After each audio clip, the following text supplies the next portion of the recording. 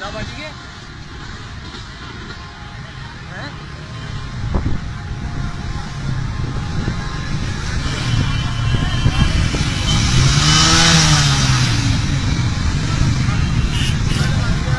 ਪਤਾ ਨਹੀਂ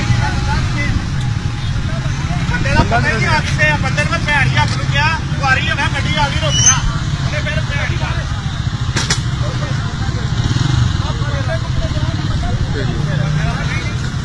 ਇਹਦਾ ਬੰਦਾ ਕਿਹੜਾ